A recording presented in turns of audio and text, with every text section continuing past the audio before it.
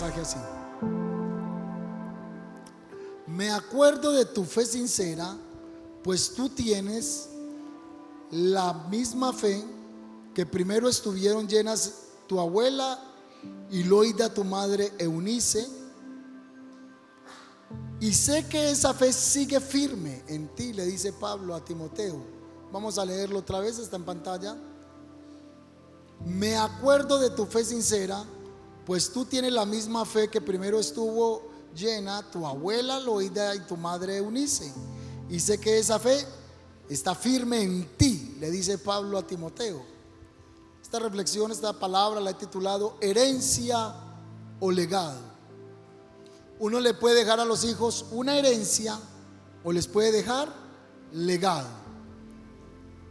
Ojalá le dejen a uno las dos, herencia y legado. La herencia son esas cosas físicas, materiales, casas, carros, fincas, no sé, algo material para un hijo. Una finca, una vaca, un burro, una herencia. El legado es eso que es intangible. El legado es como tú vas a estar en el corazón de tus generaciones aun cuando ya tú no estés.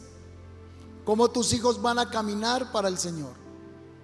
El momento más crítico en la carrera entre las generaciones es el momento de entregar la posta. En las carreras de alto rendimiento, en el atletismo, se conocen las carreras de relevo. Y en las carreras de relevo se entrega algo que se conoce como un testigo. Es como un palito de este tamaño, por hacerme entender. La posta, un testigo. Y cuando esta posta o este testigo se le entrega en una carrera de relevos al que sigue, esta persona debe continuar con ese legado, debe continuar con la carrera hasta llegar a la meta. Entonces el momento más crítico es cómo conectar una generación con la siguiente. Pero nos equivocamos en pasar la posta. ¿Y cuándo es el momento indicado preciso para poder entregar el testigo a la siguiente generación? Y si nosotros no entregamos de manera clara y coherente nuestra fe a la siguiente generación, el futuro de tus hijos, tus nietos, tus bisnietos, el futuro de nuestras generaciones va a ser incierto. ¿Cuál es el desafío más grande que hoy tenemos? Que aunque nosotros no estemos, nuestros hijos sigan sirviendo al Señor. ¿Le preocupa a usted eso o no?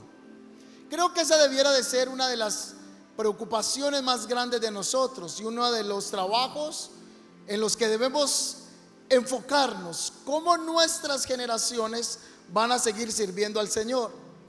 Dios no es el Dios de una sola persona. Dios es el Dios de las generaciones. Y necesitamos que tus hijos y los hijos de tus hijos y los hijos de los hijos de los hijos de tus hijos le sirvan al Señor.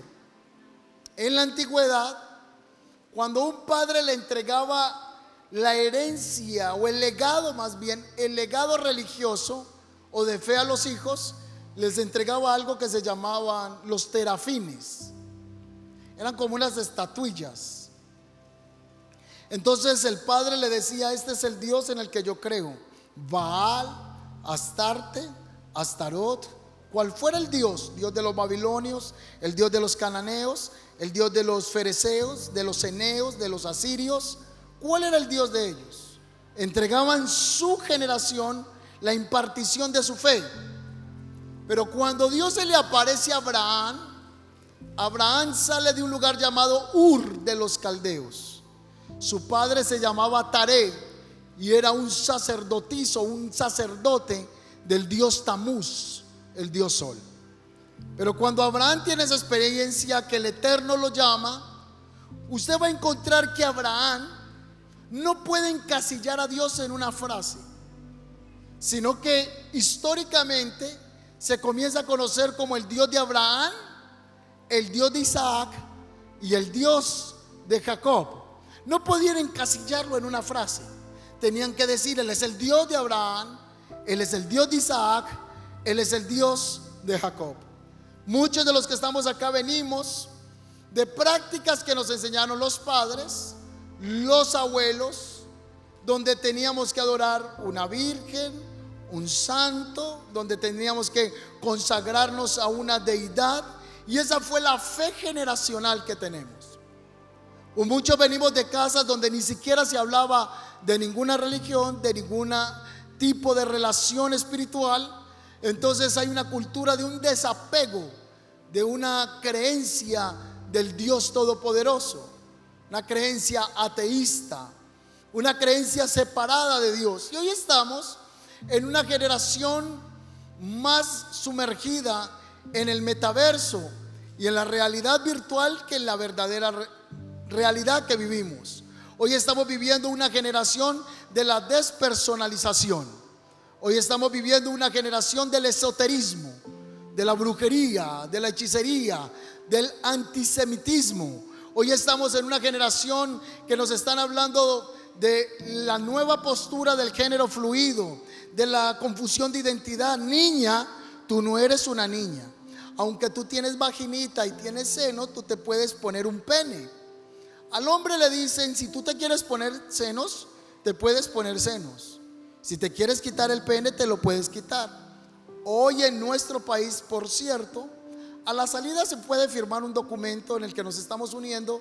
Ayúdenos, porque es una de las leyes que está avanzando en el gobierno, que tiene que ver con lo que llaman la ley de conversión, donde a un niño ni siquiera su propio papá ni su propia mamá le puede influenciar cuál es su identidad sexual. Países como Canadá ya están en este momento aplicados a esta nueva orden que yo le estoy hablando. Y si un padre se le escucha y se le comprueba que está haciendo influencia en su hijo, en su identidad sexual, hasta puede ser llevado a los estrados judiciales. Ese es el tiempo que nosotros estamos viviendo. ¿Cómo es posible que traemos los niños a la iglesia y toda la vida nos dijeron que ellos no pueden ser parte de la cena, no pueden tomar el vino porque eso es para gente más santa, eso es para gente más consagrada a Dios? Ellos todavía no tienen conciencia. Gente con conciencia y sabiendo que es malo participa del pan y participa de la copa. ¿Cuánto más nosotros no debemos discipular a nuestros niños en la fe cristiana? Así que Dios decía que los hijos tenían que conocer el Eterno por medio de actos testimoniales. Josué capítulo 4, el versículo 6 dice así: entonces Josué llamó a los 12 hombres que había escogido y les dijo: entren hasta el centro del Jordán, delante del arca del Señor, el Dios de ustedes, y cada uno de ustedes échese allí una piedra al hombro, una piedra por cada tribu de Israel, para que sean 12 en total. Ellas les servirán como prueba para que en el futuro, cuando sus hijos les pregunten qué significan esas piedras, ustedes contesten: cuando el arca de la alianza del Señor pasó el Jordán, el agua del río se abrió en dos partes, se abrió en dos lugares, dos partes delante del arca. Y estas piedras sirven para que los israelitas recuerden siempre lo que pasó allí. Entonces Dios ponía de manera pedagógica, visual, experiencias que recordaran las hazañas del Señor en el pasado, para que los padres le dijeran a los hijos: hijo, ¿tú sabes qué significa estas 12 piedras? No, papá, no sé qué es. Es que en este lugar levantamos este altar para recordar que el Señor un día hizo que pasáramos por tierra seca. El Salmo 145 es un salmo precioso. Salmo 145, 4 dice: y que cada generación cuente a sus hijos tus poderosos actos, y que proclame tu poder. Papás, mamás, ustedes tienen que sentarse con sus hijos y le tienen que contar testimonios del poder de Dios. Porque si tus hijos no conocen el testimonio del poder de Dios, van a conocer otra creencia, otra doctrina, otra línea, y todavía no conocen tu Dios. Hay hijos que están en este lugar que no conocen cuál es tu Dios. Ellos no saben cuál es el Dios que ellos saben que los traen en la iglesia el domingo. El papá nunca le pregunta en la semana de la iglesia nada, no le pregunta nada de la fe, y creen que la tarea es de la iglesia El Camino y del pastor enseñarle la Biblia a sus hijos. Por cierto, les informamos que la iglesia paga un arriendo aquí al frente. Lo hemos acondicionado y les debemos un video. Espero pasarlo el próximo domingo. Ya lo hemos repetido muchas veces de hacer ese video para entregárselo y ustedes vean cómo quedó al frente el lugar. Cada salón tiene televisor, tiene aire acondicionado, tiene los espacios, y compramos un material muy costoso para enseñarle a sus hijos la palabra de Dios. Los maestros que están allá no van a inventar un tema, se les entrega un pensum y tienen toda una línea de pensamiento bíblica, gráfica y escritural para enseñarle a sus hijos. Es más, muchos de sus hijos salen con las notas de la Igle Kids, de la iglesia de los niños, y le dicen: papá, mire lo que hicimos hoy, ya, córrese para allá. Ni siquiera le preguntan al niño: ¿qué aprendiste hoy en la iglesia? Entonces nuestro desafío es que los niños conozcan nuestro Dios. Le hago una pregunta: ¿su hijo conoce su Dios? Entonces, si el papá no le enseña al niño que se debe congregar, no piense que su hijo va a crecer con amor a congregarse. Si usted no sirve en la obra de Dios, no piense que su hijo va a servir queriendo servirle al Señor. Usted va a ser el reflejo de lo que van a hacer sus hijos. ¿Me siguen hasta el momento? Si usted todo el tiempo habla mal del pastor y habla mal de los líderes, créame que su hijo no va a llegar a la iglesia. ¿Por qué yo voy a querer ir donde mi papá no tiene buena referencia ni del pastor ni de los líderes? Dicho de paso, yo no iría a esa iglesia. Si mi papá todo el tiempo, mi mamá me habla mal del pastor de la iglesia y de los líderes de la iglesia, yo no quiero ir a esa iglesia. Papá, ¿tú cómo quieres que yo vaya y confíe en ellos cuando ni siquiera tú confías en ellos? O cuando se habla de una ofrenda o algo del techo o del ladrillo, uy, ya están pidiendo plata, se están enriqueciendo, están robando plata. ¿Cuántas cosas nos pueden escuchar los hijos? Si tú no transmites una fe de quién es tu Dios, tú serás en unos años quien va a recoger lo que ha sembrado. Pero si tú le siembras a tu hijo temor a Dios, amor a congregarse, servir al Señor, darle al pobre que tiene hambre, créeme que tu hijo va a crecer en un temor al Señor. ¿Cuántos dicen amén a eso? Esta semana estaba viendo un video podcast de un cantante, un adorador que se llama Marcos Brunet, y estaba entrevistando a un evangelista muy conocido por muchos de nosotros llamado Carlos Anacondia. Es un evangelista argentino que Dios usó mucho en la década, creo 80, en los 90, hasta el día de hoy, uno de los evangelistas más grandes que sale de la Argentina, y con esa voz particular cuando hacía las cruzadas en carpas: oídme bien, Satanás. Se conoce este predicador por la liberación. Entonces le preguntaban a su hijo, en la entrevista está el hijo, es uno de los pastores de una iglesia llamada Hillsong en la Argentina, y le decían: ¿qué hizo que tú como hijo siguiera los pasos de tu papá? Que tú hoy eres pastor o estás ministrando. Y él dice: porque yo todos los días me levantaba a las 6 de la mañana para ir al colegio, y en ese sillón viejo veía arrodillado a mi papá orando. Todos los días lo veía orando, y eso hizo que yo conociera al Dios de mi papá. En las noches, cuando yo me acercaba a la cama para despedirme de ellos de feliz noche, vamos a dormir, muchas veces sentía el rostro de mi papá lleno de lágrimas, y era que mi papá estaba orando en ese momento. Tú puedes decirle a tu hijo que vaya, que se congregue, que haga, pero si tú no lo haces, nunca tus hijos lo van a hacer. Científicamente, neuronalmente, se conoce algo como la neurona especular o la neurona espejo, y es que nosotros hacemos por reflejo lo que vemos. Si usted no da ejemplo, su hijo no va a ser el ejemplo. Entonces estamos preocupados en dejarles una casa, en dejarles un carro, en dejarles una carrera, que eso es muy válido, es muy importante, y sígalo haciendo. Pero tiene que importarle a usted dejarle un legado de fe a su hijo y a su hija.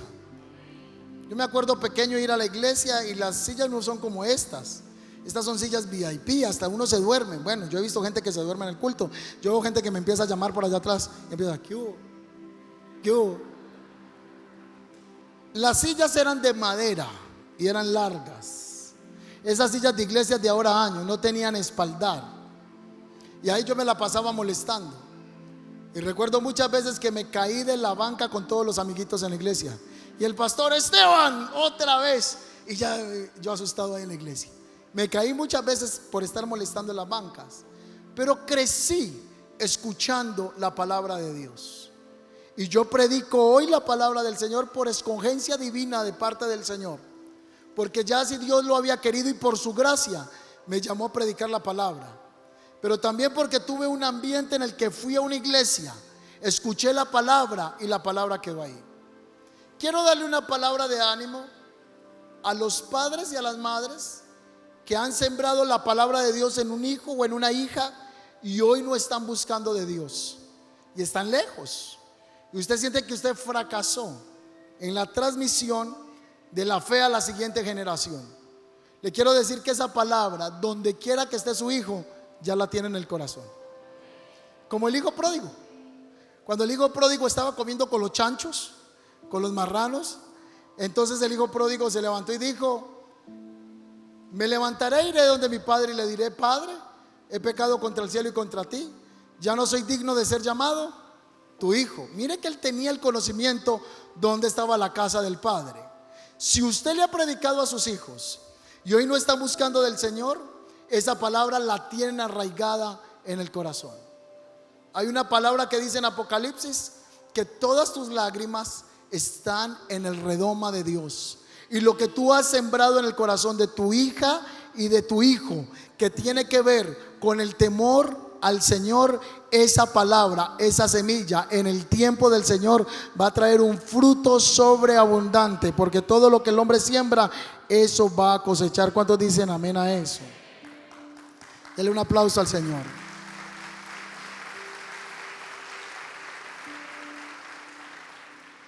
Deuteronomio 6:7. La fe se debe transmitir y se debe practicar de manera intencional en el núcleo de la familia. Hoy tome otra vez estas notas y haga el devocional con sus hijos. ¿Qué era la Pascua judía y cuál es la Pascua de los cristianos? Enséñeles. Dice la palabra, versículo 7: y le repetirás a tus hijos y hablarás de ella estando en tu casa y andando por el camino, al acostarte y cuando te levantes. La atarás como una señal en tu mano y estarán como frontales entre tus ojos, y las escribirás en los postes de tu casa y en las puertas. Es un llamado para que los padres estuvieran enseñando la ley del Señor a sus hijos.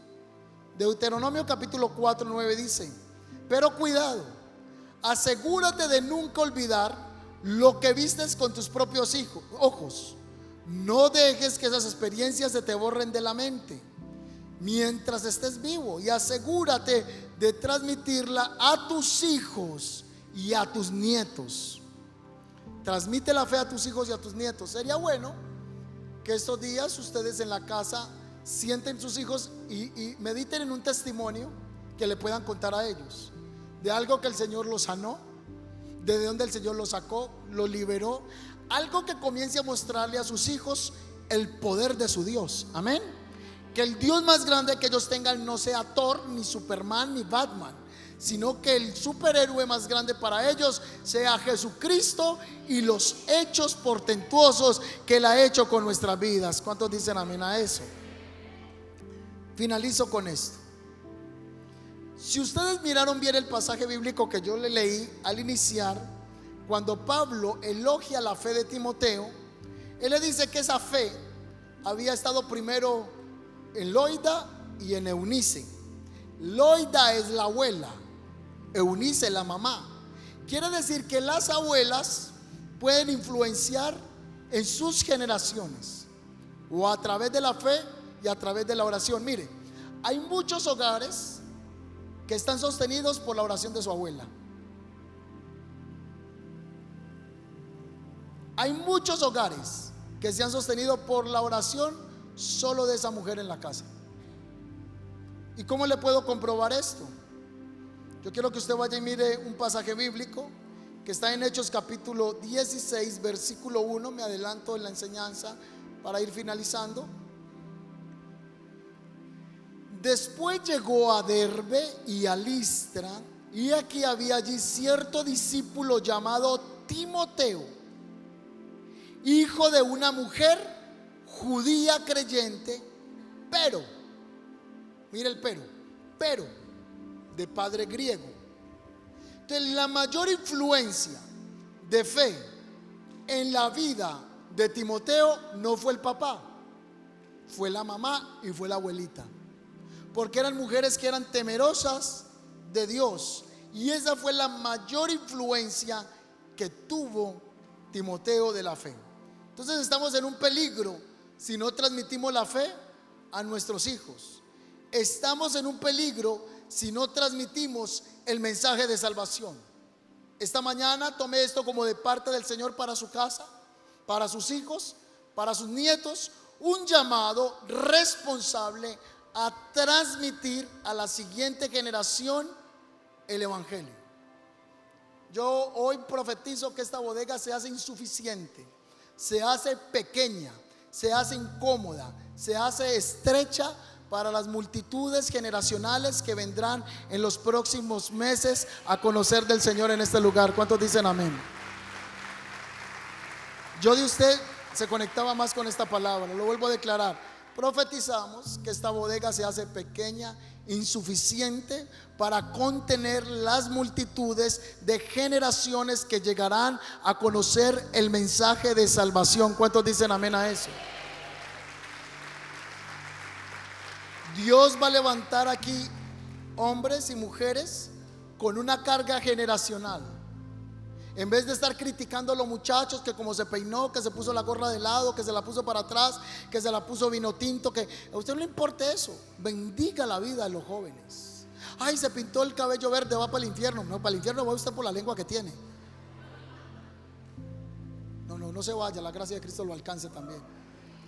Necesitamos apoyar a los jóvenes. Entonces va a venir una carga, no porque la entregue un pastor, no porque la entregue un líder, es que va a venir una carga en muchos de ustedes por trabajar en la pastoral juvenil, en la pastoral de la niñez, en la pastoral de las nuevas generaciones. Pero en las iglesias se llenan de gente criticar si se debe danzar, si no se debe danzar, si se pone una luz, si no se pone una luz, si el pastor se debe poner corbata o no se puede poner corbata. Hoy me puse corbata, pero porque tengo matrimonio apenas salga de aquí de este lugar. Qué calor, pero ahí vamos, estamos superándolo. Hoy todavía nos reunimos para ver qué me gusta y qué no me gusta. Usted ya conoce, y Dios le va a demandar esa criticadera. Necesitamos alcanzar las nuevas generaciones. Si no lo hacemos nosotros, en el colegio le van a discipular sus hijos, en la universidad le van a discipular a sus hijos, afuera y ellos van a decir: ese es el Dios que yo ni siquiera conozco, el Dios de mi papá ni el Dios de mi mamá. Yo sé que van a la iglesia el domingo, me tiran para un local al frente y luego me recogen, pero no sé nada más. Y lo único que tiene de fe su hijo es lo que se le está enseñando aquí los domingos. Necesitamos volver al altar familiar y al discipulado en los corazones de los hogares. ¿Cuántos dicen amén a eso? Les quiero mostrar un video de una propuesta gubernamental.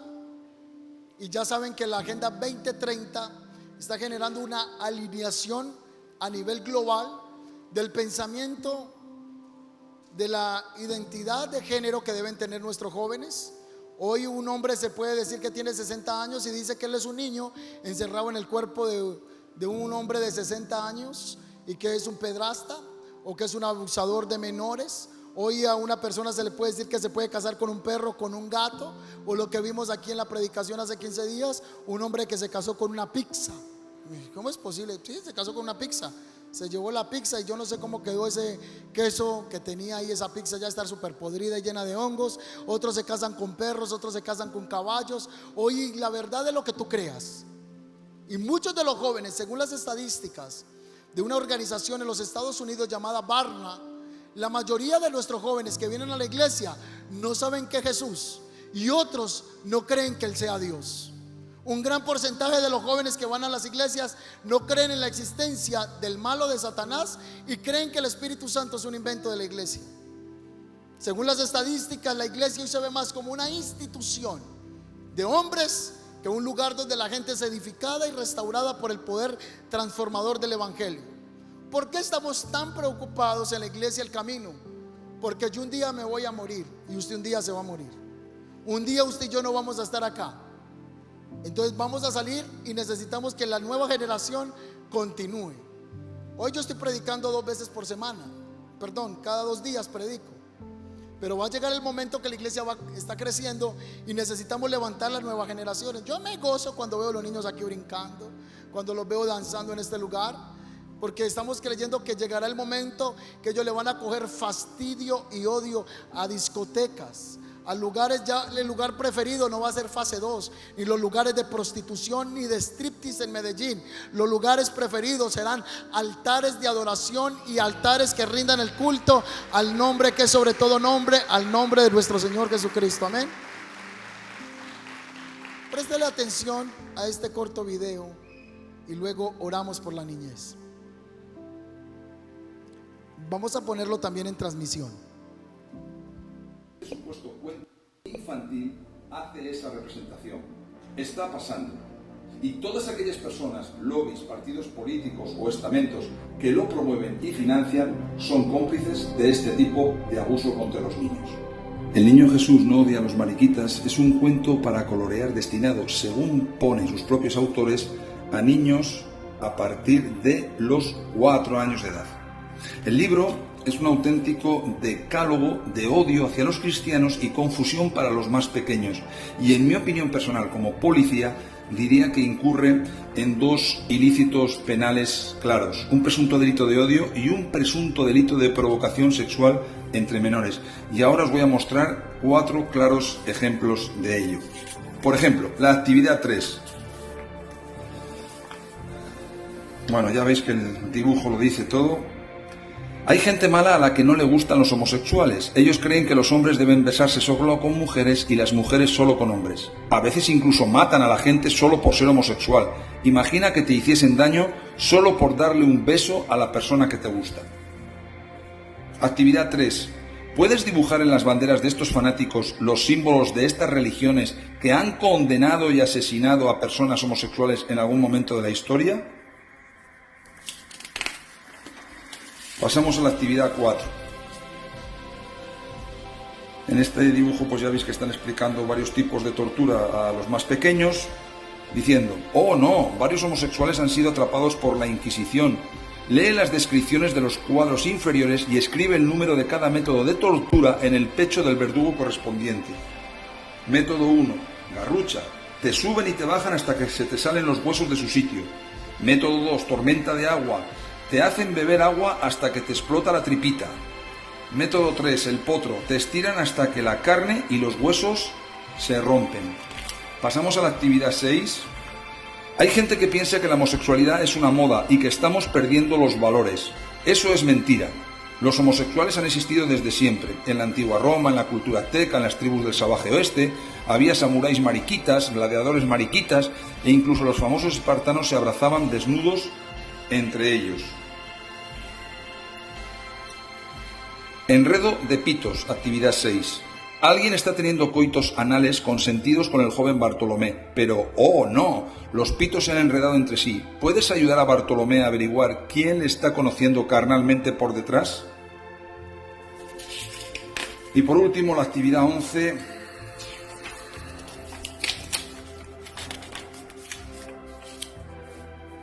Actividad 11. Qué bonito es la diversidad. Dobla por la línea de puntos y mueve la hoja para ver cómo practican coitos estas diferentes parejas de personas. Pues la actividad se supone que se fundamenta en hacer algo así parecido. Bueno, este cuaderno de actividades para niños a partir de los 4 años está a la venta en la mayoría de librerías. Mi pregunta es: ¿vamos a seguir permitiendo que adoctrinen y confundan a nuestros hijos? Para que triunfe el mal, basta que aunque los hombres de bien no hagan nada. Y este supuesto cuento... sé que de pronto hay algunas personas que dicen: ay, mi hijo escuchó algo, lo va a escuchar más en el colegio, y de una manera incorrecta. Vamos a tener que sacar momentos para hablar con los hijos. A veces nos da mucho miedo hablar con los hijos temas claros, pero lo vas a tener que hablar, porque se están metiendo con tus hijos. Hace 20 días cayó una red en Colombia de abusadores sexuales. Estaban vendiendo en la internet un manual, me corrigen, no recuerdo bien, como de 170 páginas o un poco más, un poco menos, de cómo un hombre podía seducir para violar a un niño y a una niña. Yo di tantas gracias al Señor cuando vi esa noticia. Yo dije, gloria al Señor que cayó esa red de venta de pornografía infantil. Esto está así fuerte, pero así no será con nuestra generación y en la iglesia del camino. Tus hijos conocerán al Señor, serán guardados por el Señor. Y vuelvo y profetizo, esta bodega será insuficiente para los cientos de miles de jóvenes que llegarán en este tiempo a conocer de nuestro Señor Jesucristo. Tus hijos y tus nietos. Ahí sentado, les voy a pedir que hagamos 2 oraciones de guerra espiritual. Primero vamos a orar por sus hijos, que el Señor los cubra, que el Señor los guarde. Padre, presentamos los niños de esta iglesia. Yo te doy gracias por la sensibilidad de los padres que trajeron sus hijos para compartir del pan y de la copa, para enseñarles a los niños que Jesucristo es el único camino de salvación, que sus enseñanzas son verdaderas. Hoy bendecimos, Señor, la niñez de esta iglesia. Yo te doy gracias por los maestros de escuela dominical que no reciben ni un peso y domingo tras domingo están enseñando a los niños de esta iglesia el temor a Dios, que exponen tiempo, cansancio para enseñar. Hoy bendecimos las niñas de la iglesia. Guarda, Señor, los niños de abuso sexual. Pon, Señor, guarda en sus vidas de todo plan de las tinieblas. Hoy oramos, Señor, que tú traigas sabiduría sobre la mente de los niños que la están violando, están robando la inocencia. Oramos, Señor, que sus mentes sean guardadas y que el reino del Señor venga a sus vidas en el nombre de Jesús. Cubrimos nuestros hijos y que el ángel del Señor acampe a su alrededor, los guarde y los defienda. Y oro, Señor, para que hoy la iglesia del camino tenga una mentalidad de ser una iglesia con una fe generacional, una fe de generación en generación, una fe que se transmite, una fe que se duplica, una doctrina que se enseña, que se imparte, una palabra que es expresada y que es vivenciada. En el nombre de Jesús yo te doy gracias. Amén y amén. Ahora vamos a orar por la niñez en Colombia. Levante sus manos. Padre, bendecimos la niñez en Colombia y todo ataque de perversión que se ha levantado para perturbar la mentalidad de los niños, de los jóvenes. Bendecimos a Colombia desde La Guajira, bendecimos a Colombia desde el Meta, desde cada punto de la tierra de esta región colombiana, a sus habitantes, a sus millones de habitantes en este territorio, niños que están expuestos en áreas vulnerables, en pobreza extrema. Oramos por la niñez, Señor, niños que están siendo abusados por sus abuelos, por sus abuelas, por sus tíos, primos, primas, que ha venido a herir la identidad, el corazón, la mente, para marcar un destino, para corromper una generación. Y oramos, Señor, que los niños sean marcados por tu presencia. Bendecimos la niñez de Colombia y oramos que en Colombia se desate un avivamiento en la niñez. Señor, revélate a los niños en sueños y levanta una generación como la generación Samuel, una generación que oye tu voz, una generación que tiene un encuentro contigo, Señor. Revélate a los niños en Colombia, Señor. Desatamos tu presencia sobre la niñez en Colombia, en Cristo Jesús. Amén. Tercera oración que vamos a hacer. Vamos a orar para que jóvenes dentro de esta iglesia y fuera de esta iglesia comiencen a tener una carga misional, una carga por la pastoral juvenil y por la niñez. Ya oramos por la niñez. Vamos a orar por gente que comienza a tener un deseo por trabajar con jóvenes y con niños. Padre, levanta una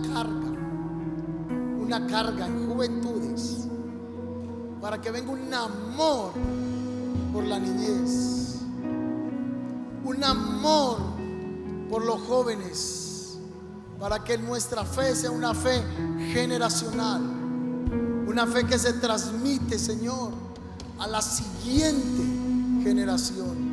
Levanta, Señor, hombre, levanta jóvenes apasionados, mujeres y hombres que quieran levantar, Señor, un mensaje para la siguiente generación. Desata esa pasión y desata ese fuego esta mañana sobre esta congregación. Hemos creído, Señor, que esta mañana no ha sido una mañana cualquiera, que esta fue una mañana donde se ha desatado una bendición grande sobre la niñez, sobre la juventud, y cancelamos todo hechizo, toda brujería, hechicería, toda influencia de la reina del cielo, de Astarte, de Astarot, de Baal, en el nombre de Jesús, sobre nuestras generaciones.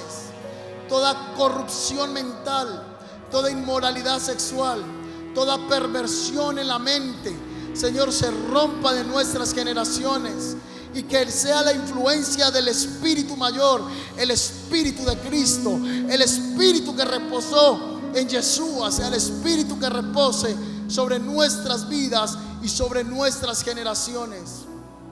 Yo te doy gracias, Padre Santo. Amén. Ahora voy a orar por usted ahí sentado. Ponga su mano en el corazón y dígale: Señor, yo quiero ser un ejemplo para mis generaciones, en fe, en conducta, en amor. Pablo le dijo a Timoteo: nadie te desprecie por ser joven, más bien sé ejemplo en tu conducta, en tu amor, en tu proceder. Señor, yo oro por cada persona que está aquí sentada hoy. Oro para que venga un deseo genuino por vivir una fe real, por expresar a Cristo en la tierra. Que no solo los hijos en casa lo vean, que lo vean en la empresa, que lo vean en la iglesia, que lo vean nuestros discípulos, las personas que mentoreamos, las personas por las que oramos, las personas que estamos ministrando, puedan ver tu presencia en nuestras vidas. Dile: Señor, heme aquí, úsame. Yo quiero ser un instrumento de justicia en esta generación. Quiero ser un instrumento que porte la verdad de Cristo en mí. Yo te doy gracias por el pan que representa tu cuerpo, por la sangre que fue derramada, que está en el vino ahí representada esa sangre. Yo te pido que esa obra que hiciste en la cruz del Calvario hoy me traspase. La obra vicaria de Cristo en la cruz del Calvario hoy me traspase. Que la santificación, la justificación, la regeneración sean parte esencial de mi espíritu, en el nombre de Jesús de Nazaret. Y los hijos de tus hijos que